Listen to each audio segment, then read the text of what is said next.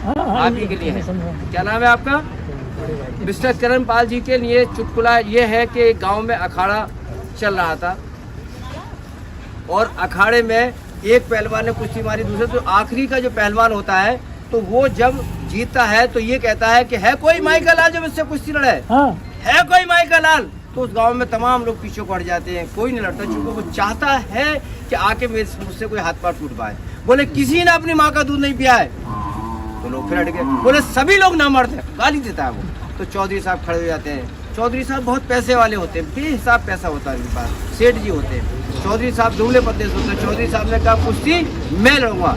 जब चौधरी साहब कुश्ती लड़ने के लिए चले तो लोगों ने पकड़ लिया, ये चौधरी साहब आप मत जाना, ये तो इसी जुगाड़ में है, कोई आया उसकी हड्डी पत्ती तोड़ दे। बोले नहीं, मैं कुश्ती लड़ूंगा और जरूर लड़ूंगा। बोले क्यों? बोले जब मैं कुश्ती लड़ूंगा तो ये लिखा जाएगा हार और जीत हुई, ये नहीं लिखा जाएगा कि इस गांव में सभी लोग नामर्द थे, सिर्फ लिखा क्या जाएगा हार और जीत का फैसला लिखा जाएगा। लिहाजा मुझे कुश्ती लड़नी है। चौधरी साहब अखाड़े में कूद पड़े। जब चौधरी साहब अखाड़े में कूद जाते हैं, पहलवान खुश हो जाता है कि चलो आज एक मौका आया कि एक आदमी बलि का बकरा बनेगा। चौधरी साहब को उठा के उसने कांधे पे रख लिया और पहलवान 6 फुट का था। पहलवान घुमाने लगा। जब पहलवान घुमाने लगा, जैसे ही चौधरी साहब का जुगाड़ लगा, चौधरी साहब ने उसके कान में कहा कि तू मुझे जानता है? बोले साहब जानता हूँ, आप तो बहुत बड़े आदमी है, सेठ है। बातचीत चल रही चौधरी साहब की। तो चौधरी साहब ने कहा तो फिर मेरी एक बात मान ले। बोले क्या?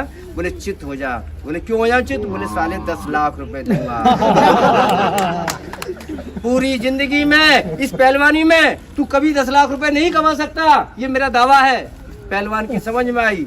2 मिनट बाद पहलवान गिरा और चित हो गया। चौधरी साहब उसके ऊपर बैठ गए और कुश्ती विजयी हो गए। मजा यहाँ आगा, मजा तब आगा जब 4-5 दिन के बाद वो पहलवान चौधरी साहब के पास सेठ जी के पास जाता है और सेठ जी से ये कहता है कि सेठ जी नमस्कार। बोले नमस्कार, आ जाओ बैठो भाई। पहलवान कैसे आए? बोले कैसे नहीं, जो अखाड़े में आपने वादा किया था वो 10 लाख रुपए लेने आया हूँ। चौधरी साहब ने कहा अबे चूतिया, अरे बेवकूफ, अबे गधे, वो अखाड़ा था, तूने अपना दाव चला, मैंने अपना दाव चला।